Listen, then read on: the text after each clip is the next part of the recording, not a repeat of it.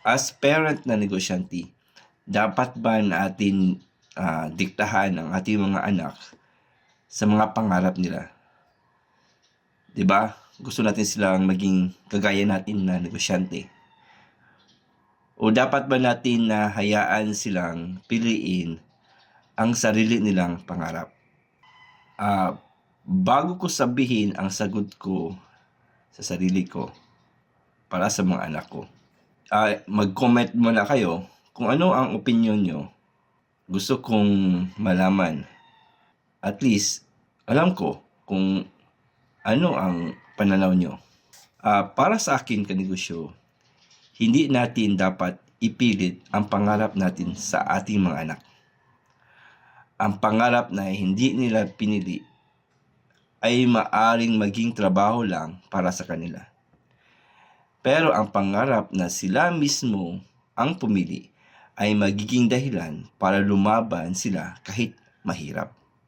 O bilang isang ama o bilang isang ina, kung gusto ng anak kung maging doktor o engineer, guro o piloto o programmer ba o kahit ano pa, suportado ako sa kanya.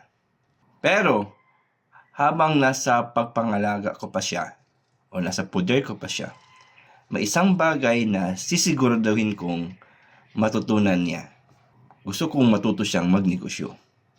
Hindi dahil gusto kong pilitin siya maging negosyante, kundi dahil gusto kong magkaroon siya ng kakayahang gumawa ng oportunidad. Hindi lang maghintay ng oportunidad.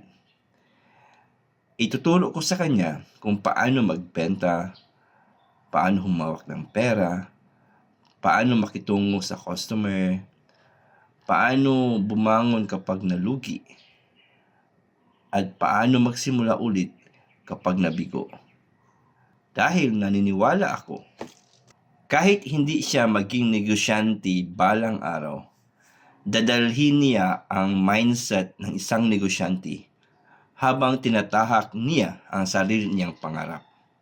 As ama, iyon ang isa sa pinakamahalagang regalo na maibibigay ko sa kanya. So kanegosyo, hindi natin kontrolado ang magiging propesyon ng ating mga anak.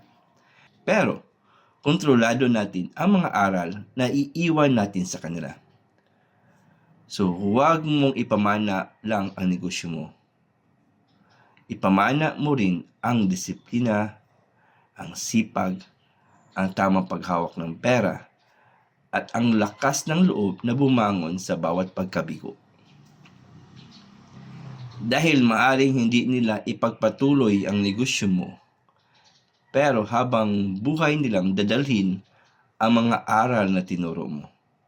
Ngayon, gusto kong marinig ano ang sagot mo. Kung ikaw yung magulang, pipilitin mo bang maging negosyante ang anak mo? O hahayaan mo siyang piliin ang sarili niyang pangarap? So, i-comment mo ang sagot sa ibaba.